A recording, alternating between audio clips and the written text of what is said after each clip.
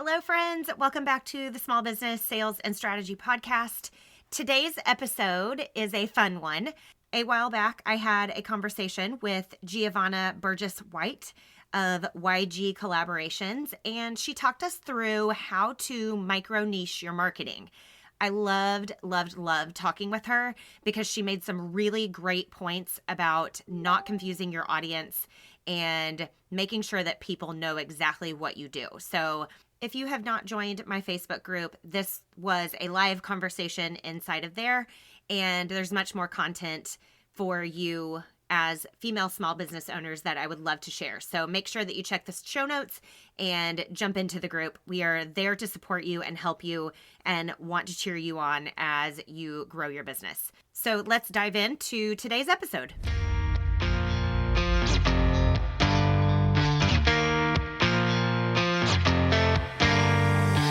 Are you an overwhelmed business owner who struggles to meet your sales goals, but you feel like you're working so hard? Hey, I'm Lindsay, a Jesus-following wife and mom of 4.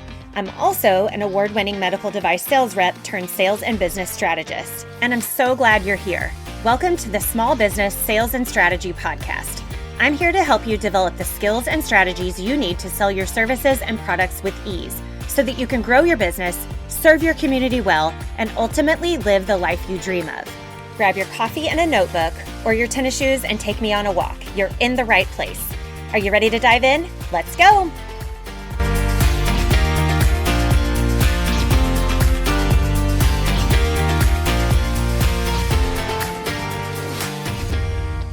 So today we're talking about micro-niching and micro-niching as a part of your marketing strategy.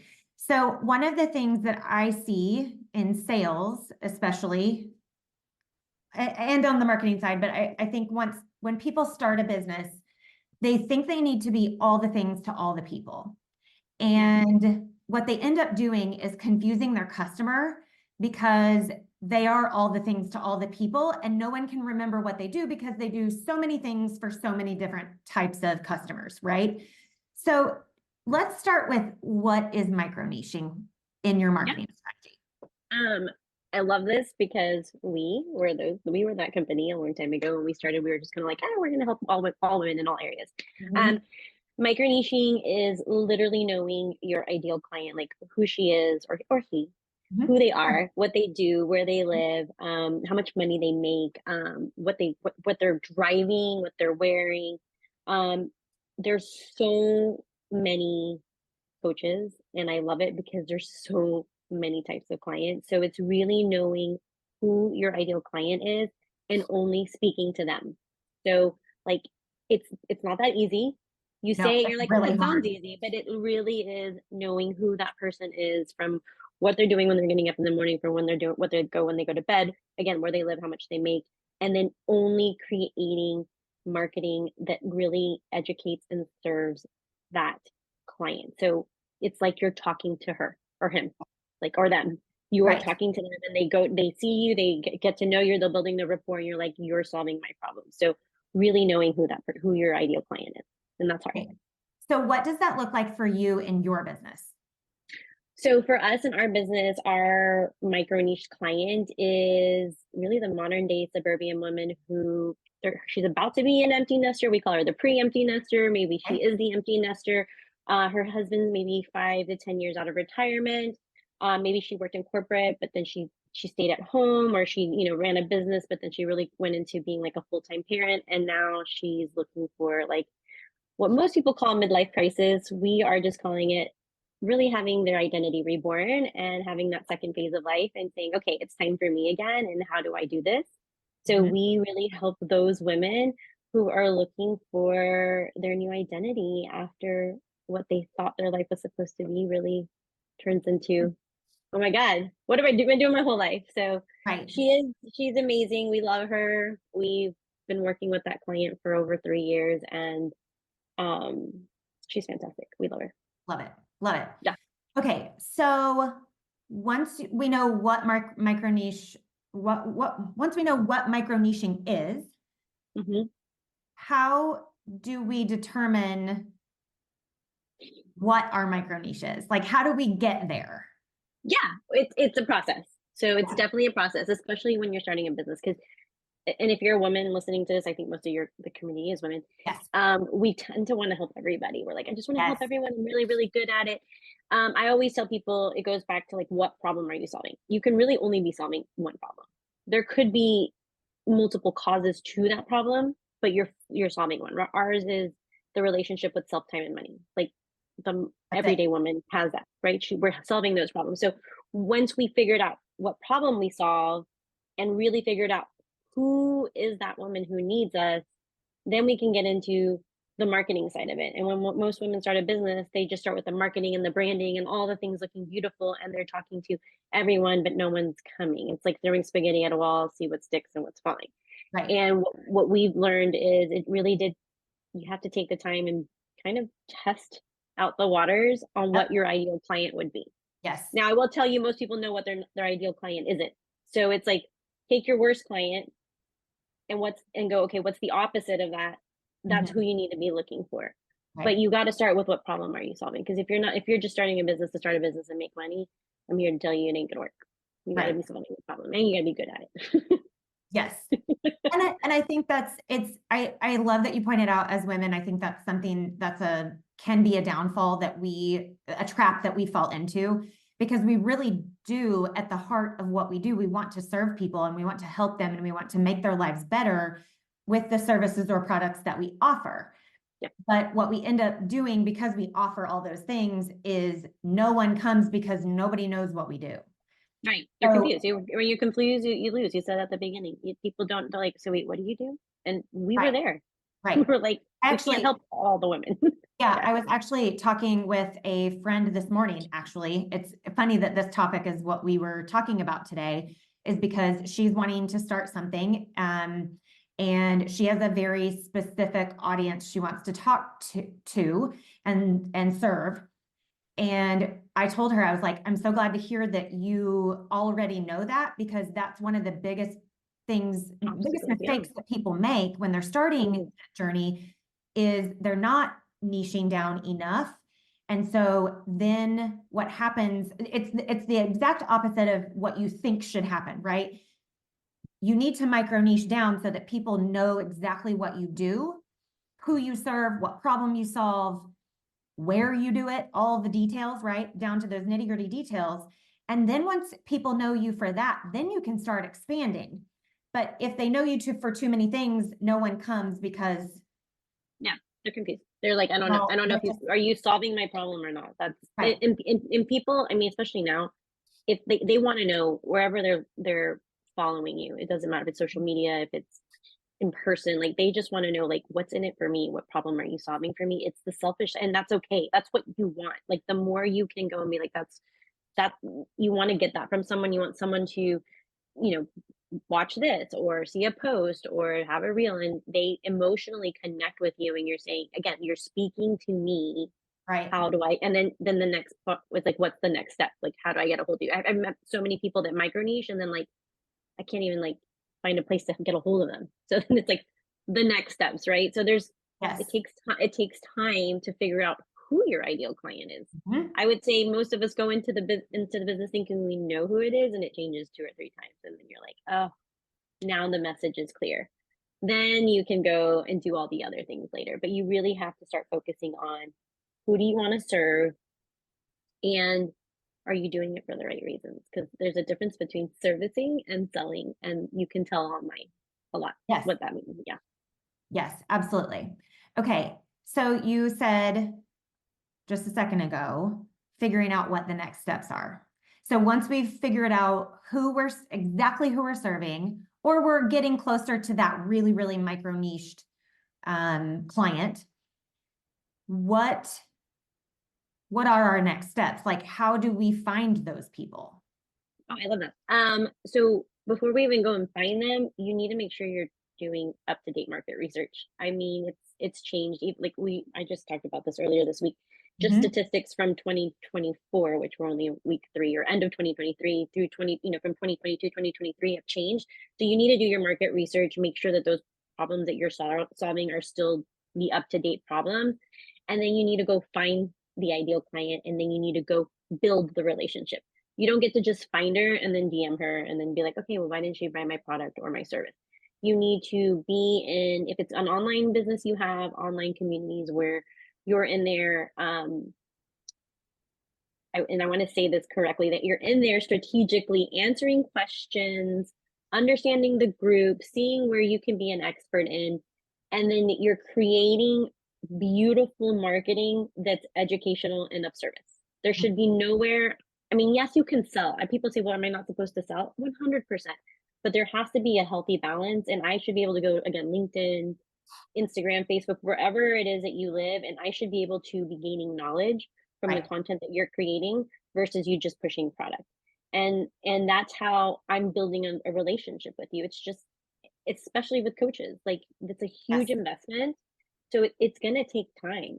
Most of our, we even know how long it normally takes for our client to invest in us, which is normally 3 to 6 months of building that relationship. And most people don't want to wait. People want that instant. Well, I'm doing all the things, I'm Right. posting, I'm in these communities, but are you actually there with intent? Are you putting it on the calendar? Are you doing market research?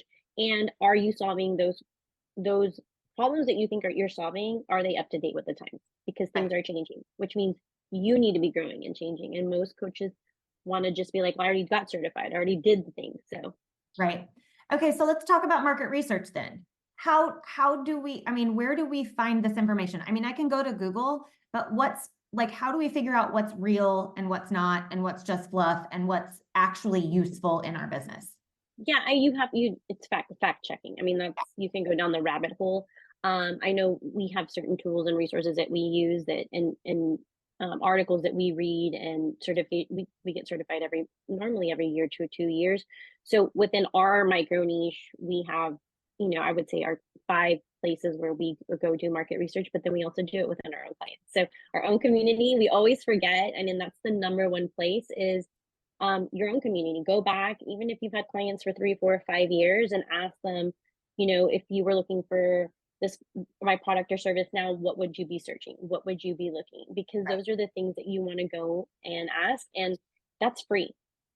My clients do not mind. My now clients, my past clients, and my future clients that don't even know they're just in my community, I can do a quick 10 question survey Mhm. around, the next 3 podcast series that we're doing, or the next workshops that we're doing. So I prefer, Yvette and I are all about creating content that nurtures and serves, versus like, oh, well, we did this last year 5 times and it worked. Well, what if they don't want that anymore?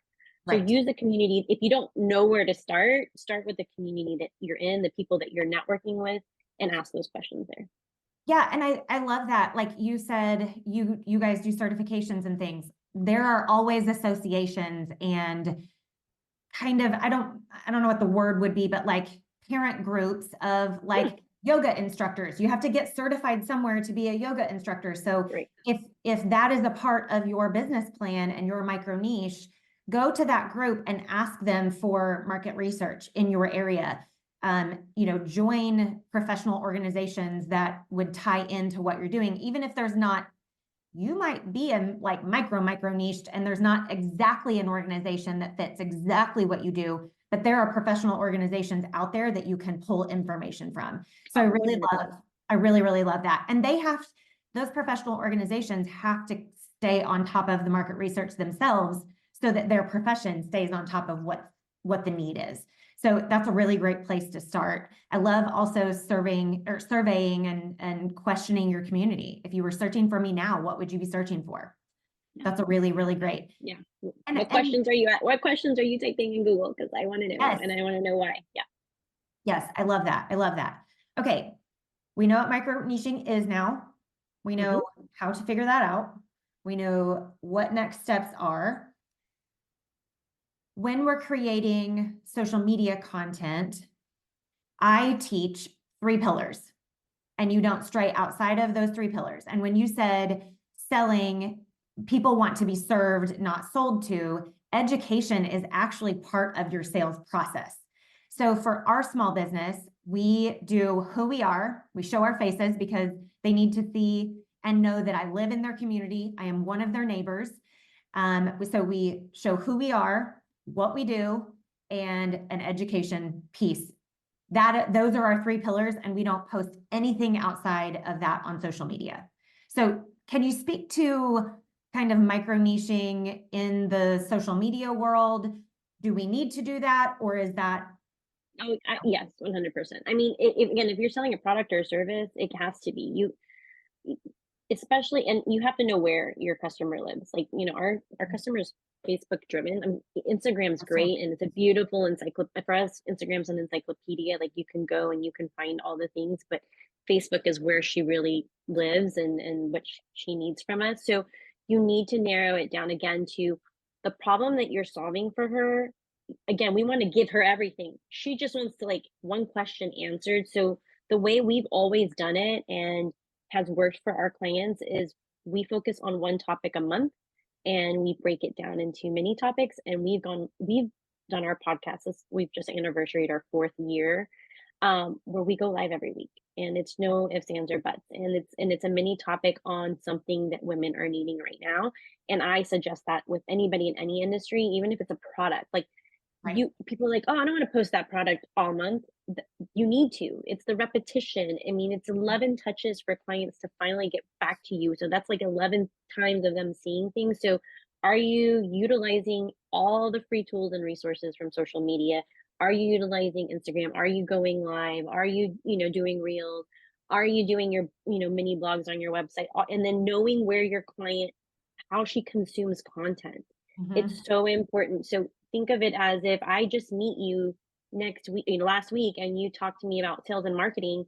Where are you sending me Right. to get educated on that? Versus, like, okay, yeah, some people will be like, hey, let's have a connect call or let's connect one on one. A lot of people aren't going to do that. People Right. want to build the relationship and get to know you. So where are you sending me? And wherever you sent me, do I feel like, oh my God, I'm getting so much knowledge around sales and marketing? Or is it just like, oh, she's just Right. selling a course? Right. And that's the difference. And then when your ideal client is ready, you have built and nurtured that relationship that she's only going to know you. She Not the Right. pretty beautiful Instagram that has a million followers and the verification button. It's going to be the post, the blog, again, wherever she's at, that she feels like, okay, YG, Yvette and Geo know what they're talking about. I've been following them this long. I've been to a couple of their events. I mean, we show up for her in all ways because we know that we're not going anywhere. So whenever she's ready, we're going to be here. And I think most people give up because they're like, "Oh, I didn't sell anything. No one's bought anything. No one's clicked the links. No one."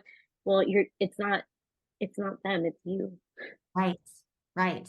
Right. And I think micro niching is part of that. They need to know exactly what you do, who you serve, and what the outcomes are. Mhm. Okay, so let's talk about non-social media strategy in this whole micro niche marketing, because I talk about this a lot on my podcast. I don't love social media. It's a time suck for me. I go down rabbit holes that and then I look up 6 hours later and I'm like, oh, my whole day is completely gone. Let's talk about micro niching outside in the marketing space outside of social media. Yeah, I mean, it social media is, let me just say it this way. Most people do hate it. Most of our Yeah. clients hate it. But it is free, and Mhm. it goes back to time management and calendar integrity. Like, so I want to make sure that people understand that, like, you can have a great relationship with your social media if you just know how to handle it. But the other way is the following up piece, which most people hate more. So I love that you brought this up because they're like, I hate social media. I'm like, okay, well then let's just say social media didn't exist because it's happened. I don't remember, like 2 or 3 years ago, right? We didn't have Yeah, it Facebook, we went didn't have down. Instagram. Yeah. So what happens, right? Because we already went down that rabbit hole, and God forbid we don't have any social. Well, our back end is completely, like, tied up in a bow where we can take it with us and we still have our clients. We have a beautiful email list. Saying on the back end, you need to have an email list. You need to have your email campaigns going out, your newsletters. Like, there's a whole, again, and our clients love that. Like, I think we did our analytics and like 10% of our business came out of email campaigns last That's year. amazing. Yeah. And people are like, our email is dead. I'm like, no, they love it. And so we're nurturing on the back end, and then we have a follow-up process, right? So when we meet the women in our community, where do they go, right? Yeah. um so there's a whole back end process that you have to work through, and I am so thankful that, again, it it's all in time management. Like, I have a day every week that I just do that. Yep. Fridays are for social media, which I leave for the end of the week because it's my favorite, and I want to be super intentional about creation and what's happening. But we've created discipline around that, and that's the hardest part. So people are like, I don't want to do the back end. I don't want to send people emails every week. That's annoying. Well, no, it's part of these 11 touches. So it's almost like a perfect balance. But if social media was gone, you have to Right. be able to nurture your leads on the back end, and Yes. then have your own community, which we have ours and we store them on our website. So, we don't have a Facebook group anymore. We don't have a Facebook community because we've Mhm. invested on our back end of our, website, and that's where we nurture them, and we give them some extra perks there as well. That's perfect. That's perfect. Okay. Any other tips and tricks in the micro niche marketing arena? Oh, I feel like we Other gave so words, much. any other words of wisdom? Don't feel overwhelmed from this podcast. If you're listening now or on the replay, don't be like, "Oh my god." It sounds Look, it is simple. When I put it down like those 5 steps that we just talked about, it just takes time.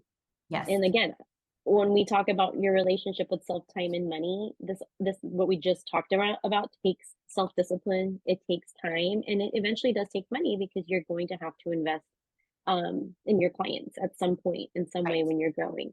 So just know that it sounds simple and it is simple to get there, but it just takes time. And if you're willing to put in the time and be disciplined, you can start with, mini discipline each week. It will help you because now we have our business. Like when I tell you content creation, it excites us. Like when people ask us about social media, like we won't hire it out because it's our voice. It's who we are, Yeah. what we do, what problem we solve. So we look forward to that, but we hire all the, other things that we don't need to be doing in our business. We hire those Right. out so that we can spend more time being intentional with our clients, our ideal clients. I love that. I love that. Well, thank you so much for pouring into my community here. Of course. Um, tell everyone where they can find you. So easy.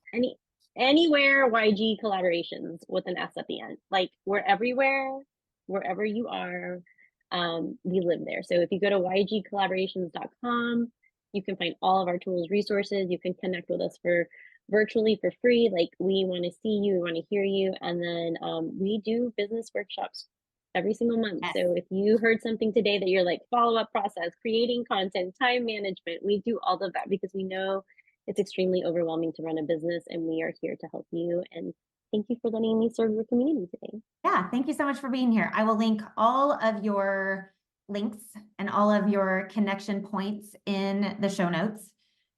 So everyone can go follow you and start learning all of the things that you know, because Geo is a wealth of information, and I have so enjoyed getting to know her over the past 3 years. And every time I hear her speak, I am just like, yep, okay, that was for me today. Thank you so much.